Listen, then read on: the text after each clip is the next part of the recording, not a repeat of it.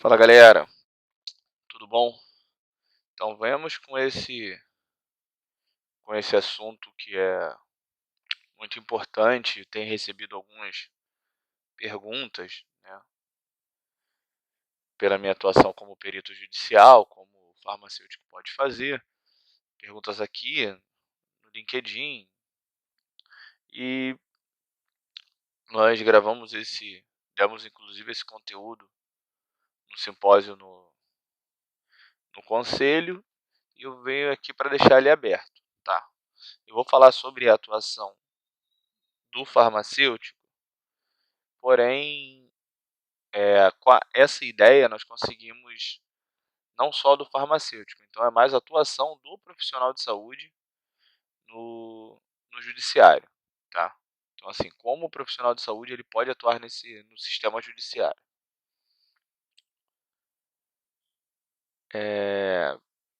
Chamo Edgar, como muitos já sabem, tá? Sou graduado em farmácia, especialista em gestão da qualidade, especialista em ciência do laboratório clínico, especialista em gestão de farmácia hospitalar. Sou auditor interno na norma PALC de qualidade e perito judicial. Hoje eu sou gerente de operações na empresa Max Emergência e Médicas. Tá? Sou perito judicial cadastrado no Tribunal de Justiça do Rio de Janeiro, no Tribunal Regional do Trabalho, no Tribunal Regional Federal e no Tribunal de Justiça de São Paulo. Sou membro do grupo técnico de perícia judicial do Conselho de Farmácia do Rio de Janeiro. Sou membro do Comitê de Gestão da Sociedade Brasileira de Patologia Clínica e Medicina Laboratorial. Então eu vou colocar aqui, agora vai rodar aí a abertura desse vídeo. Nós vamos conversar como pode ser essa atuação do profissional de saúde nas causas no sistema judiciário.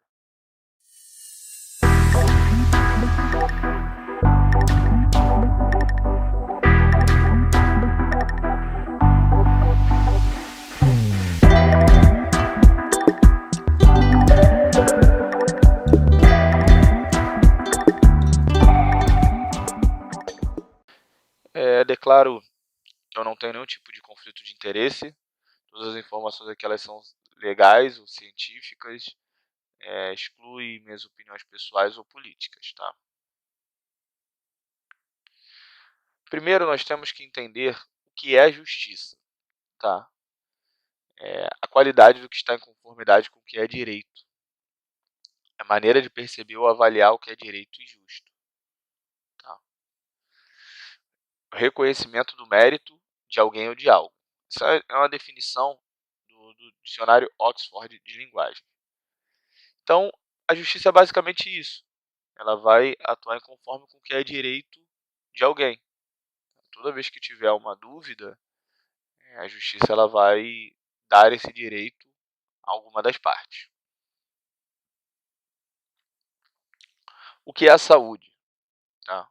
Então, nós também temos que entender, né, que são duas ciências muito, muito distintas. Então, nós temos que entender o que é a justiça e o que é a saúde, para nós entendermos como nós podemos juntar, né, as duas ciências, a justiça e a saúde. A Organização Mundial da Saúde definiu em 1946 a saúde como um estado completo de bem-estar físico, mental e social, não apenas a ausência de doença ou de enfermidade. Ou seja, uma pessoa saudável não é uma pessoa que apenas não está doente. A pessoa, para estar saudável, ela tem que estar em estado físico, mental e social. Então não basta só ter a ausência de uma patologia para dizer que uma pessoa é saudável. A judicialização da saúde é quando nós temos a intervenção da justiça em algum processo da saúde. Tá? Então eu digo que eu estou judicializando a saúde. É quando eu levo qualquer discussão da área da saúde, seja ela por qualquer motivo, para o sistema judicial.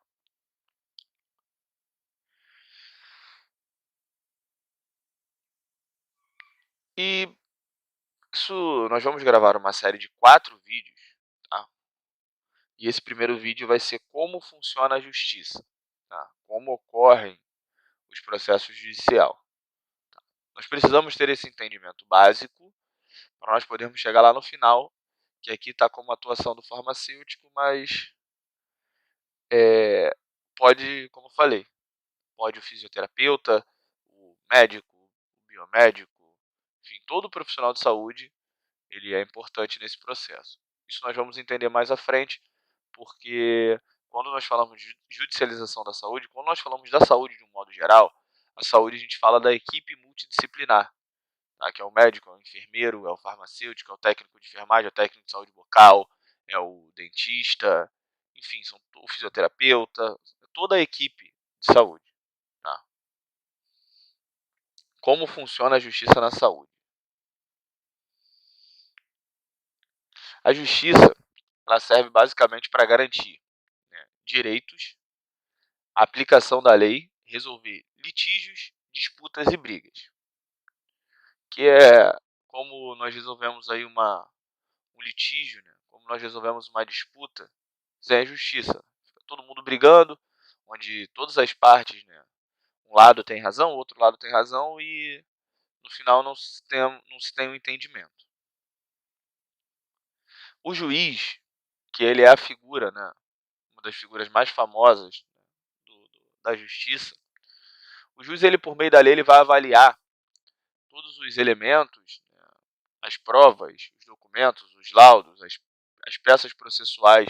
As peças processuais são as coisas que estão dentro do processo, né, aquela documentação que você, quando entra na justiça, você provando ali, mostrando que você de fato tem aquele direito, ou você de fato está sendo prejudicado. Então, elas são chamadas peças processuais. Tá? O juiz, ele vai definir na sentença dele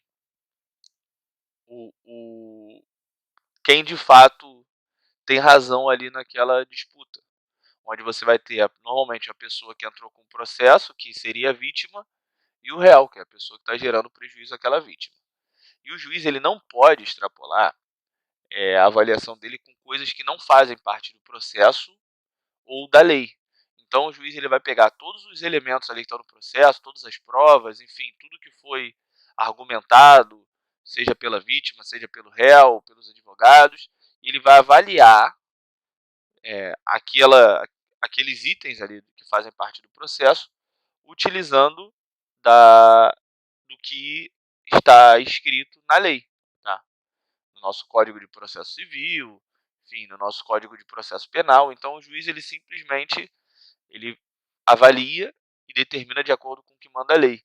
Então o juiz, ele não pode julgar um processo por uma reportagem, por ele achar que o Edgar tem razão ou não e dar o mérito sem estar pautado no que de fato diz a lei.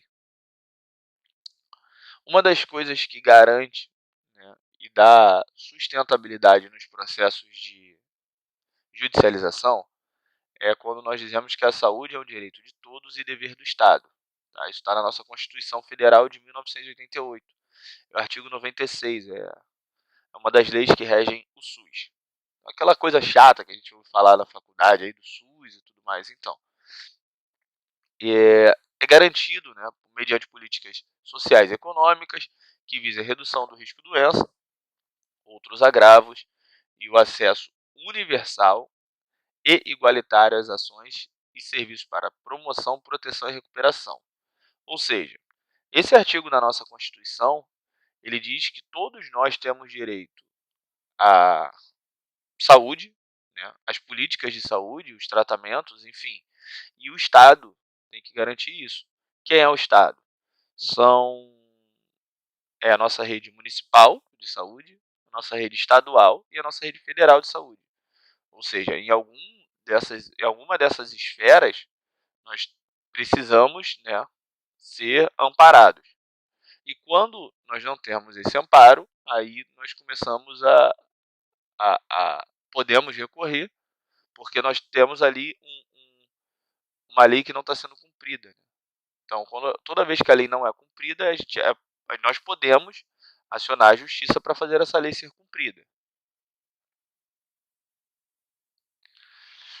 Outra coisa que tem nessa Constituição Federal de 1988, no artigo 198, inciso 2, ele fala sobre atendimento integral. tá? Com prioridade para as atividades preventivas, sem prejuízo dos serviços assistenciais. O que significa o atendimento integral? O atendimento integral, ele diz que quando você entra no sistema de saúde com qualquer necessidade, essa sua necessidade ela tem que ser atendida na íntegra. Ela precisa, tá, ser atendida na íntegra. Então você vai ser atendido até ter a sua necessidade resolvida.